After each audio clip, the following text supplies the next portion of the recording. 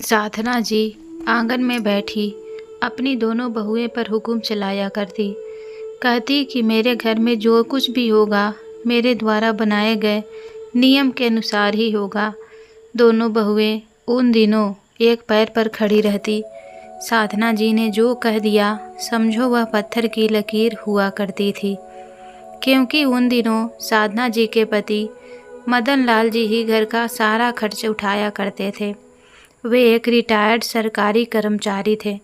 उन्होंने अपने जीवन भर मितव्ययता से खर्च किया था और उन्होंने अपने दोनों बेटे के भविष्य के लिए जहाँ जहाँ उचित लगा वहाँ प्लॉट खरीदा, कहीं खेत खरीदा और अपने दोनों बेटे अक्ष और सौरभ को अपने शहर के सबसे बड़े स्कूल में पढ़ाया।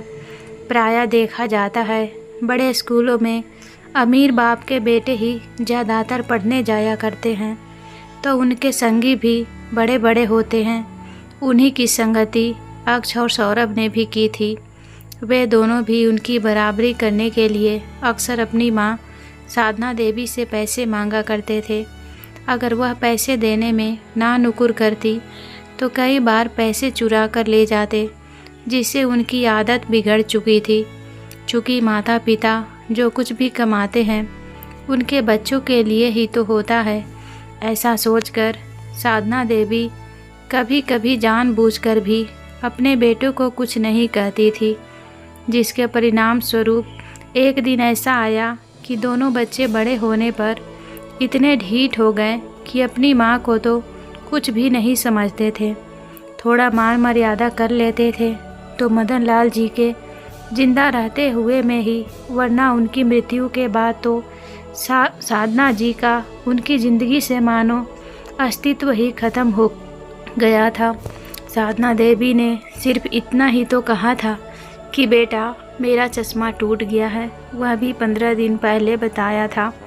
जब दोनों बेटों ने ध्यान नहीं दिया तब बेचारी ने दोबारा आज फिर से बड़े बेटे अक्ष से कहा था, क्योंकि एक बार साधना देवी के पति मदन लाल जी की मृत्यु अचानक हार्ट अटैक आ जाने के कारण हो गई थी। तब साधना देवी जी उनकी मृत्यु के साझे से बाहर ही नहीं आ पा रही थी। तब वही बड़ा बेटा अक्ष ने बड़े ही प्यार से सहानुभूतिपूर्वक कहा था, माँ आपको किसी भी चीज़ की ज़रूरत होगी तो मुझसे कहना, मैं आपको ला कर दूँगा।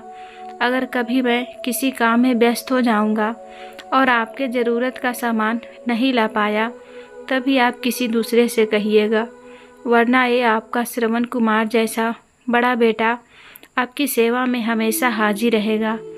अपने बेटे की ऐसे प्यारी प्यारी और दिल को छू लेने वाली बातें सुनकर साधना देवी जी भाव विभोर हो गई थी और अपने दोनों बेटे को अपने सीने से लगाकर खूब रोई थी और उन्हीं के सामने अपने पति की तस्वीर से बातें करते हुए उन्होंने कहा था, देखा आपने तो मुझे इस भरी दुनिया में छोड़ दिया और मुझे हमेशा साथ निभाने का वादा करके चले गए, लेकिन एक काम आपने बहुत अच्छा किया है कि इतने अच्छे और प्यारे बच्चे मुझे दिए।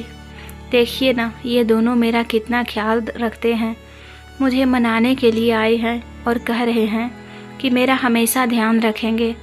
कहकर वह उनकी तस्वीर के सामने ही खुशी और आश्चर्यचकित भाव लिए बिलख बिलख कर रो पड़ी। साधना देवी का रोना सुनकर दोनों बहुएं सीखा और दीपा भी आ गई। उन दोनों ने उनके रोने का कारण पूछा तो उनके पतियों ने उन्हें चुप रहने का इशारा कर दिया। साधना देवी कुछ देर तक रोती रही, फिर उनके दोनों बेटों ने उनके आंसू पोंछे और अपने कंधों का सहारा देकर उन्हें उठाया और डाइनिंग टेबल पर ले गए। उस दिन सभी ने मिलकर खाना खाया। धीरे धीरे अब साधना देवी को अच्छा महसूस होने लगा। अब दिन ब दिन उनके स्वास्थ्य में सुधार आने लगा। अब वे पहले से ज़्यादा खुश रहने लगी।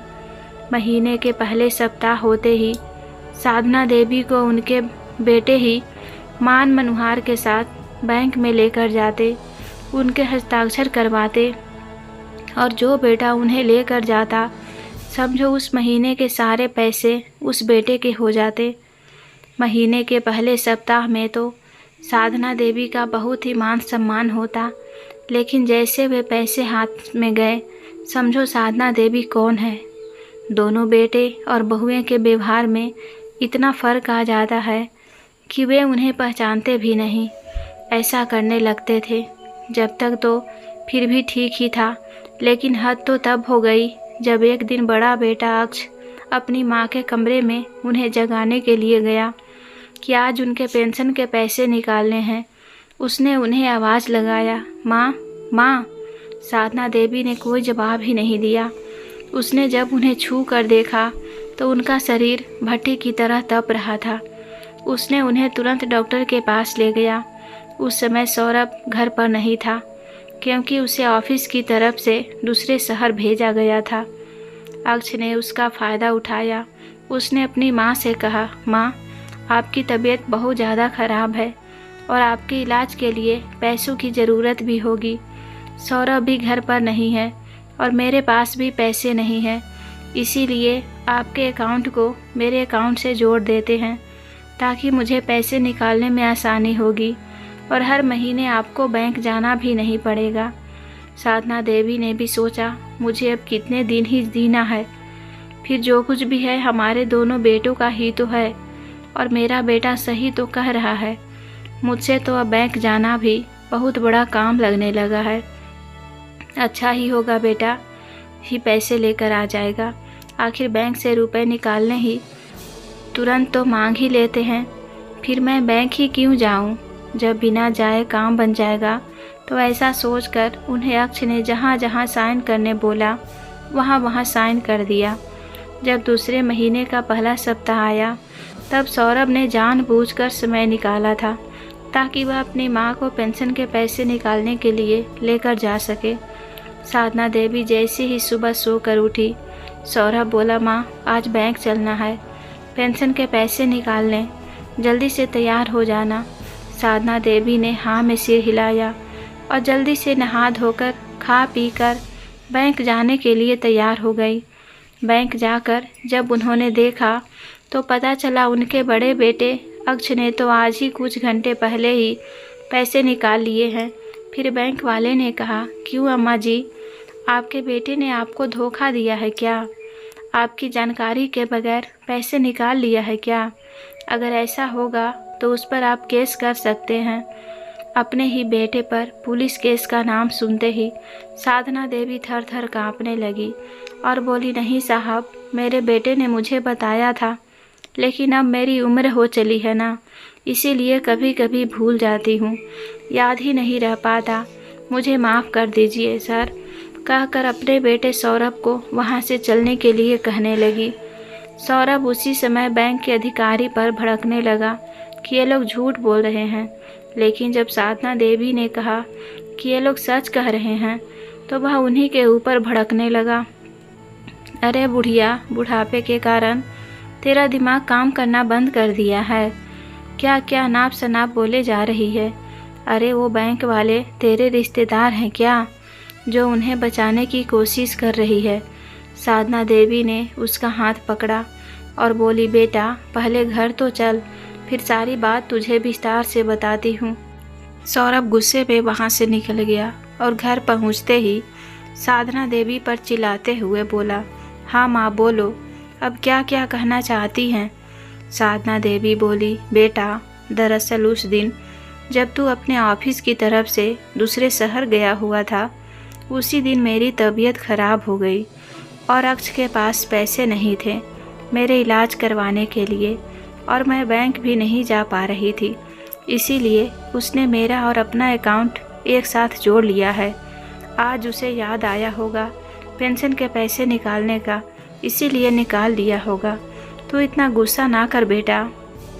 हाँ तो बुढ़िया, आज मुझे वहाँ लेकर क्यों गई थी? सौरभ बोला, बेटा उस दिन मुझे बुखार के कारण अच्छी तरह से याद नहीं था कि अक्ष ने क्या कहा था, लेकिन जब बैंक वालों ने बताया तब मुझे याद आ गया कि हाँ ऐसा ही कुछ अक्ष ने भी कहा था। उस दिन के बाद से तो मानो साधना देवी की दुनिया ही बदल गई। अब अक्ष हर महीने उनके पेंशन के पैसे निकाल कर लाता और अपने खुद के लिए ही खर्च करता। सौरभ जब भी अक्ष से माँ के पेंशन के पैसों में से कुछ पैसे अपने लिए मांगता तो वह कह देता घर के लिए राशन लाने में खर्च हो गए, माँ के लिए दवाई लाने में खर्च हो गए। ऐसे ही कुछ न कुछ बहाने बनाता रहता।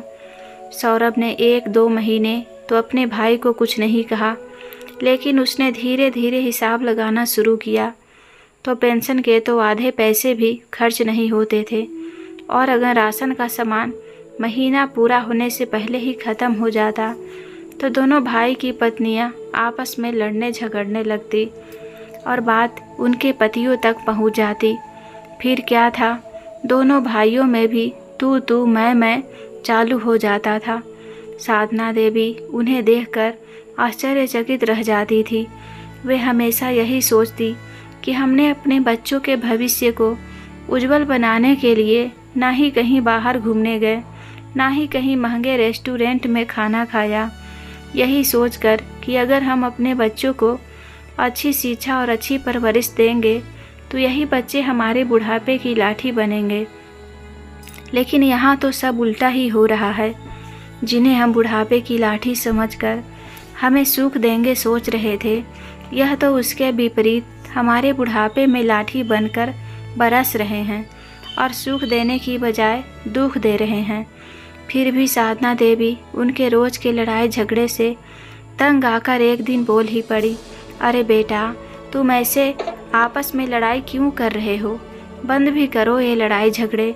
क्या इसी दिन के लिए हमने तुम दोनों को इतने बड़े और अच्छे स्कूल में पढ़ाए हैं?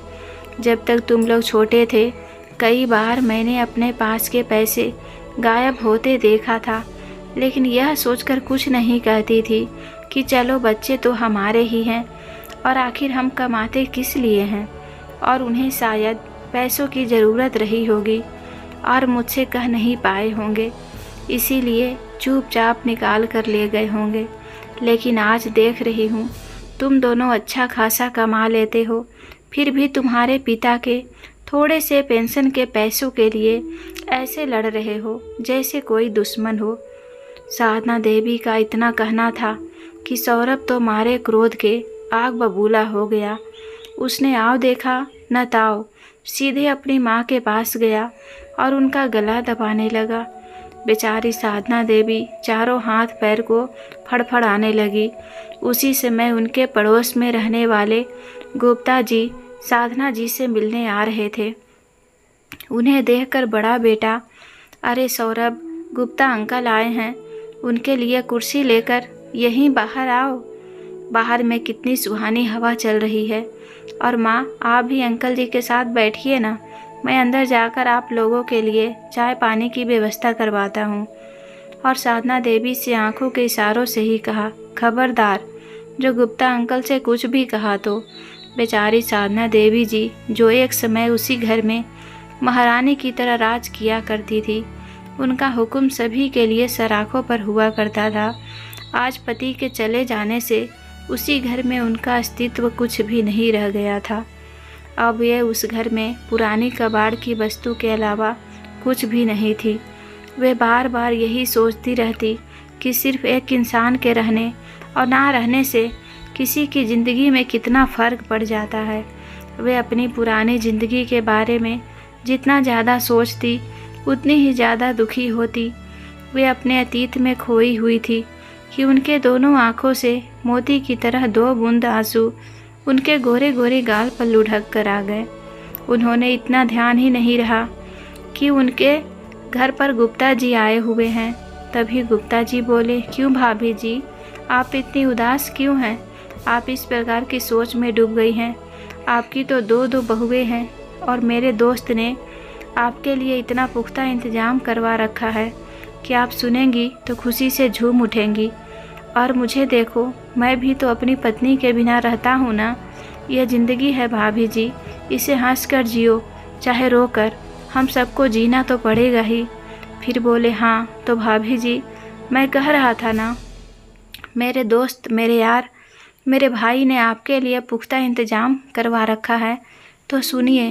वो खुशखबरी ये है कि आपको याद है, इंडस्ट्रियल एरिया के लिए बाईपास जाने वाली रोड बनने का सरकार की तरफ से अर्जी पास हो गई है। जिसमें मेरी और आप लोगों की ज़मीन भी रोड बनने वाले रास्ते में आ रही है, जिसकी कीमत सरकार करोड़ों में दे रही है, और उस परिवार के किसी एक सदस्य को सरकारी नौकरी भी देगी। गुप्ता जी के मुंह से इतनी अच्छी खबर सुनकर तो साधना जी का मन भाव विभोर हो गया। उन्हें उस समय तो बड़ा आनंद आ रहा था, लेकिन कुछ ही क्षणों के बाद उन्हें वह सारी बातें याद आ गई कि किस तरह दोनों बेटों ने पेंशन के चंद पैसों के लिए हंगामा खड़ा किया था। अगर गुप्ता जी उस समय घर पर ना आए होते तो आज तो सौरभ ने मेरी जान ही ले ली होती। और अक्ष भी कितना स्वार्थी लड़का है, खुद से ही सारे पैसे बैंक से निकाल लिया। और जब अक्ष ने मुझे इतना उल्टा सीधा कहा, गाली गलौज किया, यहाँ तक कि जान से फिर से अपने अतीत में चली गई, तभी गुप्ता जी ने उनकी आंखों के सामने चुटकी बजाई और कहा, क्या हुआ भाभी जी, फिर से कहाँ खो गई आप? तभी हड़बड़ाती हुई साधना जी बोली, हाँ भाई साहब बोलिए ना, आप क्या कह रहे थे? गुप्ता जी बोले, तो भाभी जी आपने क्या सोचा है? साधना जी बोली, गुप्ता जी ने उनसे कहा, ठीक है कल मिलते हैं, और उनसे अलविदा कहा और वहाँ से बड़े ही गर्मजोशी के साथ उठ खड़े हुए और वहाँ से बड़ी फुर्ती के साथ चले गए। साधना जी तो उन्हें देखती ही रह गई। उनको देखकर साधना देवी के मन में भी आया कि क्यों न वह भी पूरे आत्मसम्मान के साथ सर उठाकर जिए। दूसरे दिन साधना देवी ने अपने हिस्से के सारे काम किए और बिना किसी को बताए चुपचाप अपने घर से निकल गई, यह सोचकर कि पहले वे कैसे जवाब दे देती थी, लेकिन आज क्यों नहीं दे सकती। उन्होंने आत्मसम्मान के साथ अपना चप्पल पहना और एक लकड़ी जिसके सहारे वे हमेशा चलती फिरती रहती थी, उसे लेकर चली गई। गार्डन में जाकर देखा तो एक बड़ा सा टोपी पहने एक आदमी सफारी सूट पहने अपना पेपर पढ़ रहे थे, और वे उसी कुर्सी पर बैठे हुए थे जहां अक्सर साधना देवी बैठा करती थी। उन्होंने उन्हें पास जाकर देखा तो उनके आश्चर्य का ठिकाना ही नहीं रहा। वहाँ कोई और नहीं बल्कि मदन लाल जी के दोस्त दिनेश कश्यप जी थे, जो पेशे से वकील थे। साधना देवी ने उन्हें नमस्कार कहा और बोली, अरे भाई साहब आप यहाँ? आप तो इतना ही कह पाई थी कि कश्यप जी बोले, भाभी जी मेरे भाई मेरे दोस्त के बारे में सुना तो मुझे बहुत बुरा लगा, और आपसे कोई बात क्या छुपाना, आपके बारे में भी मेरे दोस्त गुप्ता जी ने बताया कि आपके बेटे बहू आपके साथ कैसा व्यवहार करते हैं।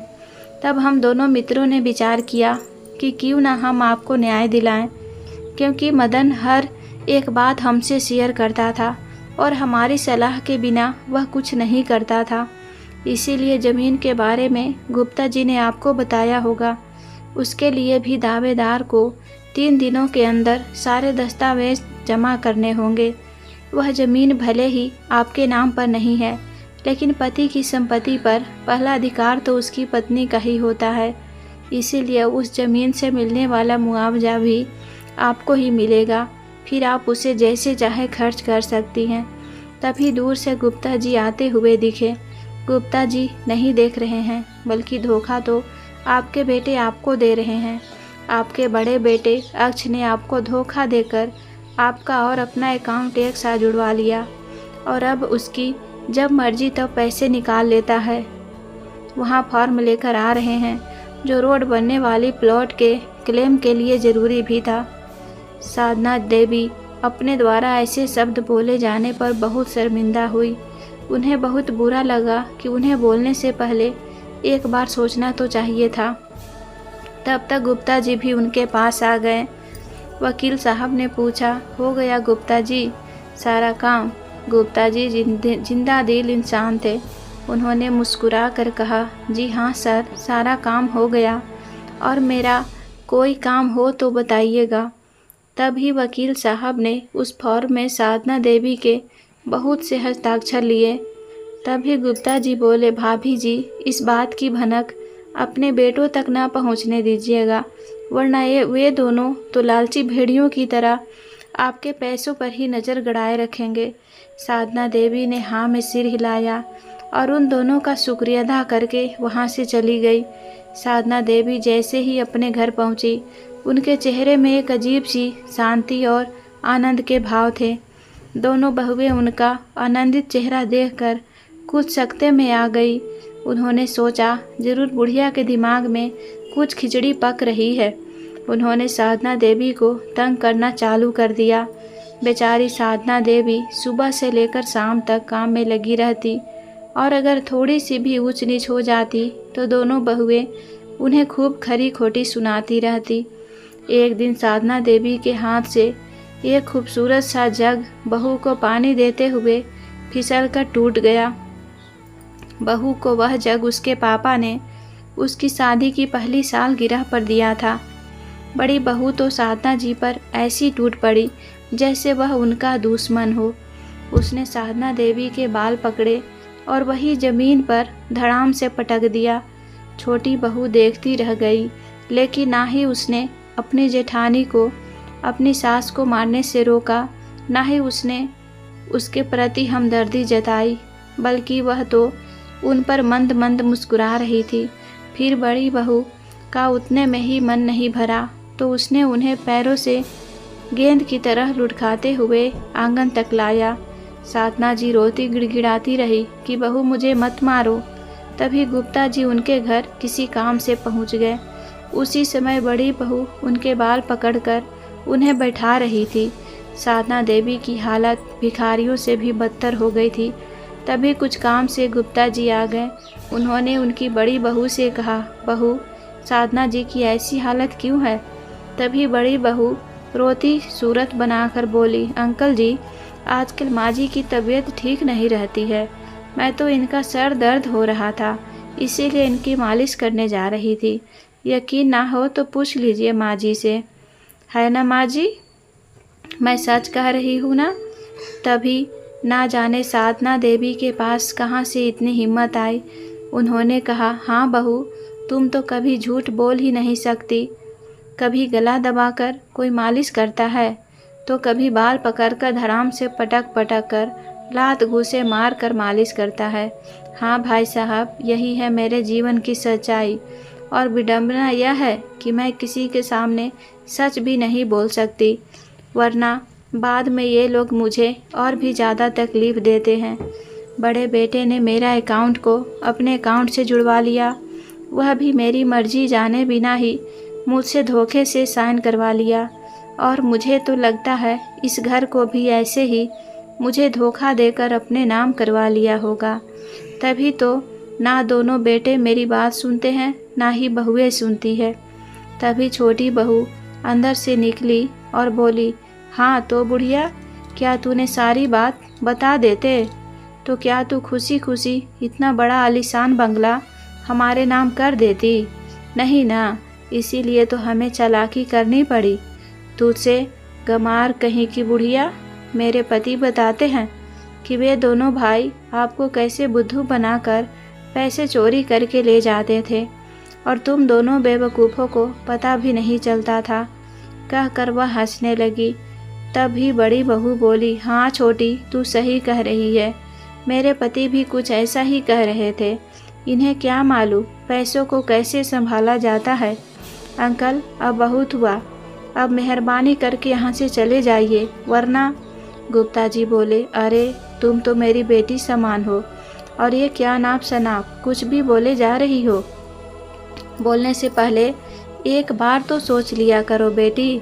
तभी दोनों बहुएं गुप्ता जी और साधना जी को धक्के मारकर घर से बाहर निकालने के लिए आगे बढ़ी और उन्हें मारने के लिए हाथ बढ़ाया ही था कि उतने में ही वहाँ पुलिस आ गई और उन दोनों बहुओं को गिरफ्तार कर ली, क्योंकि गुप्ता जी के मोबाइल को पुलिस वाले से ट्रेस कर रहे थे। वहाँ की सारी बातें पुलिस वाले सुन पा रहे थे। जब दोनों भाइयों को इस बारे में पता चला तो वे दोनों तो परेशान हो गए कि अपनी पत्नियों को वे लोग कैसे छुड़ाएंगे। उन दोनों भाइयों ने अपनी माँ के पैरों में गिरकर माफ़ी मांगा, रोए, गिड़गिड़ाए। और जब साधना देवी ने उनसे पूछा कि क्या उन्होंने धोखे से वह घर भी अपने नाम करवा लिया है, कहते हैं ना, मरता क्या न करता, बस यही स्थिति उस समय अक्ष और सौरभ की भी थी। उन्होंने अपनी सारी गलती स्वीकार ली। साधना देवी ने उन दोनों की बातें रिकॉर्ड कर ली और अपना कंप्लेंट वापस ले लिया और उन्हें हिदायत दिया कि अगर उन चारों में से किसी ने भी उनके साथ बदतमीजी की तो फिर से उन्हें जेल जाने से कोई नहीं रोक सकता। चारों बेटे बहुएं अपनी माँ से माफ़ी मांगा और अपने अपने काम में लग गए। लेकिन फिर कुछ दिनों बाद साधना देवी ने वे लोग जिस घर में रहते थे वह घर भी अपने नाम करवा लिया और जिस प्लॉट से कई करोड़ रुपए मिले थे उसमें एक वृद्धा आश्रम और वहीं पास में ही एक अस्पताल भी खुलवा दिया ताकि उनके जैसे बुजुर्गों को किसी प्रकार की परेशानियों का सामना ना करना पड़े।